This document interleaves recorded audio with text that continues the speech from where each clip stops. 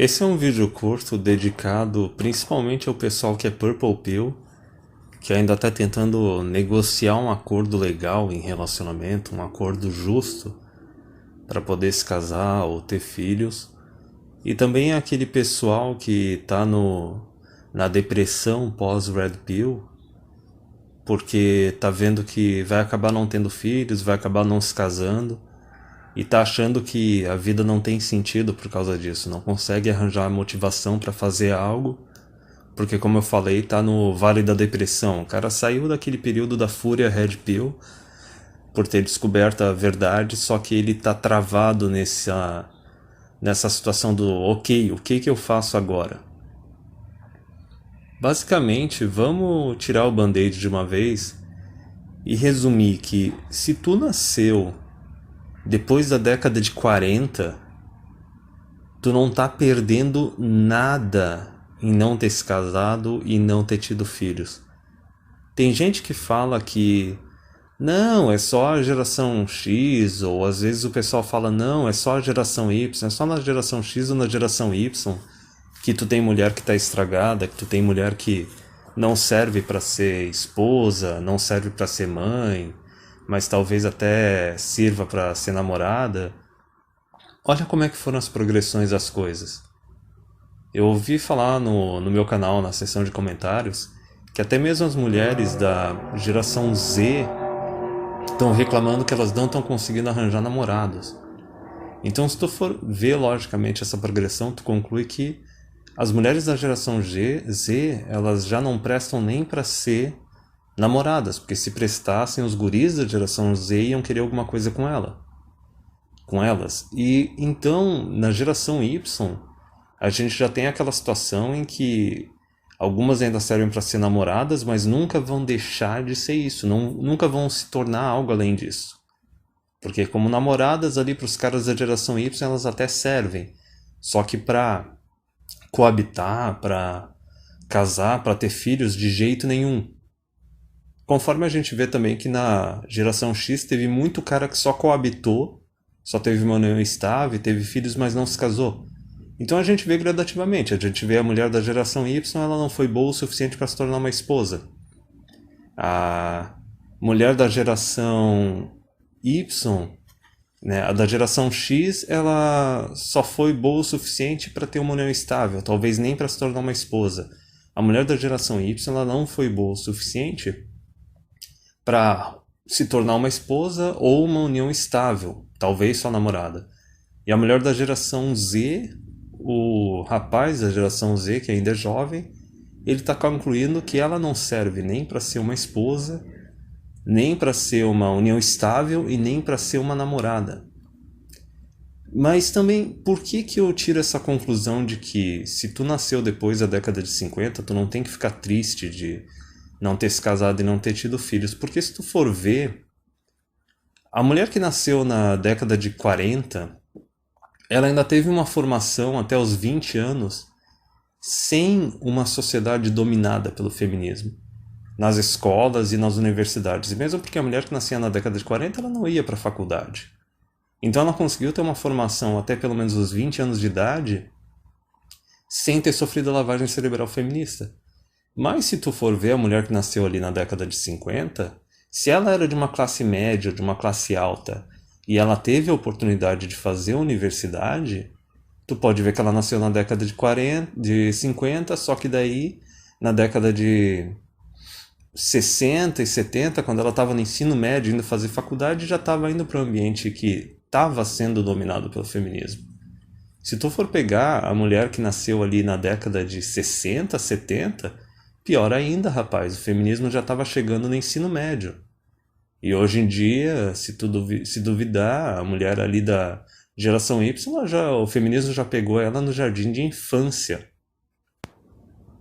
Mas explicando um pouco mais detalhadamente, eu já discuti em alguns hangouts com o Newman e também com o Fox, que se tu for analisar, colocando os prós e os contras, tu vê que a mulher, vamos ser bem diretos, a mulher da geração Y, ela, no geral, a maioria esmagadora delas, são todas mulheres carreiristas E as que não são carreiristas têm grande chance de serem conservadias. A gente já definiu o que é a conservadia. É aquela mulher que vai se fazer de tradicionalista, vai se fazer de conservadora, porque ela quer um homem que seja tradicionalista. Ela quer um homem que tenha uma carreira boa, que tenha um salário alto, que vai provavelmente colocar ela para ser uma dona de casa, com praticamente nenhuma responsabilidade, e vai sustentar ela totalmente. Só que por que a gente chama elas de conservadias? Porque o governo não é tradicionalista hoje em dia, com as suas leis. A sociedade não é tradicionalista. E pode ter certeza que a mulher que é a conservadia, ela não é tradicionalista. Ela não vai estar casando antes dos 25 anos de idade. Ela não vai estar colocando a carreira dela atrás do marido e da família. Talvez até ela coloque, só que ela vai cobrar um preço muito caro nisso. Porque hoje em dia, para o homem ter condições de sustentar a mulher, sem a mulher precisar trabalhar, o cara tem que ser muito bom, vai ter que ralar umas 50, 60 horas por semana. E da mesma forma, vai ser difícil ver ela ter um comportamento de conservadora, de tradicionalista dentro de casa, fazendo tudo quanto é serviço de casa e não deixando o marido mexer um dedo para fazer as coisas. Aliás, o argumento principal que eu uso hoje em dia para identificar uma conservadia é ver se a mulher teve pelo menos 2 filhos.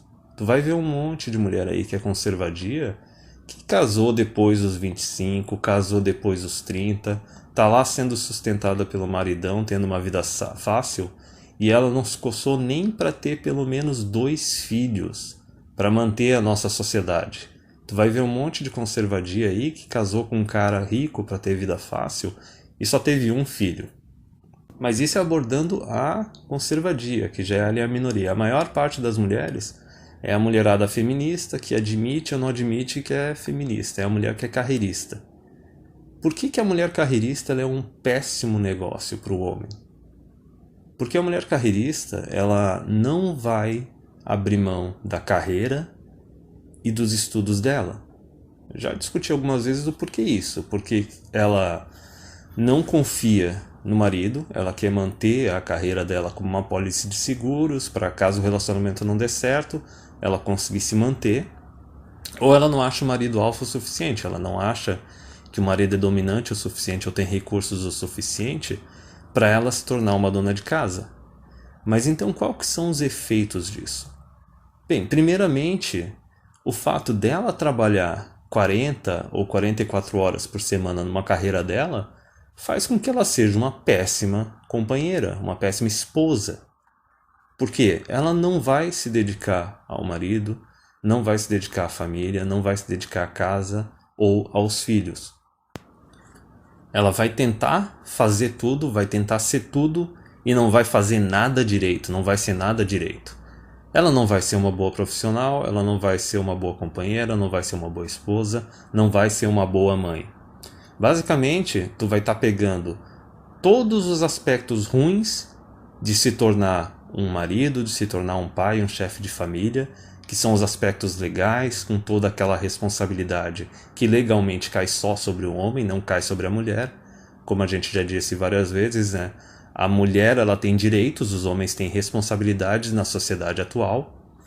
E qualquer benefício que tu teria anteriormente ao arranjar uma esposa, que basicamente é ganhar uma homemaker, né? Uma fazedora de casa, que ela ia se dedicar primeiramente à família, a você e aos filhos, então ela ia cuidar da casa, ela ia cozinhar, tu não ia ter estresse, não ia ter preocupação nenhuma dentro de casa, e isso ia ser a tua recompensa por estar subsidiando ela, ou seja, pagando a maior parte das contas ou até mesmo pagando todas as contas, tu ia ter esses benefícios de ter uma esposa anteriormente. Tu ganhava alguma coisa. E o que é a mulher carreirista hoje em dia? Ela vai querer dividir as tarefas de casa, ela vai querer dividir as contas de casa, ou vai exigir que tu pague a maior parte das contas de casa, porque vai falar até que o teu salário é mais alto que o dela, então tu tem que pagar mais. Eu já vi várias mulheres da vida pessoal falando isso. Então tu não ganha nenhum benefício que o homem ganhava anteriormente se casando. Mas vamos ser mais específicos ainda. O fato de ser uma mulher que tem uma carreira, que trabalha umas 40, 44 horas por semana, quer dizer que ela vai trazer o estresse e o drama do trabalho dela para dentro de casa. Tu já tá colocando ela para morar junto contigo e tu tá perdendo a tua privacidade. Tu ainda vai perder a tua paz de espírito porque ela vai jogar todo esse estresse, toda essa incomodação em cima de ti. E tem outro detalhe ainda por cima.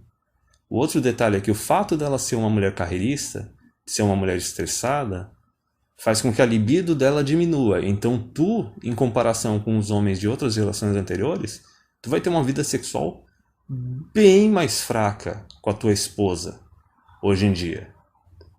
Então tu já não tem aqueles benefícios da mulher cuidando da casa, tu já tem uma vida sexual pior. O fato dela se dedicar à carreira e aos estudos dela também aumenta as chances de divórcio, e eu nem falei ainda da parte financeira. Porque se tu fosse um homem solteiro, sozinho, só cuidando de ti, tudo quanto é conta que tu tá pagando são só as tuas contas.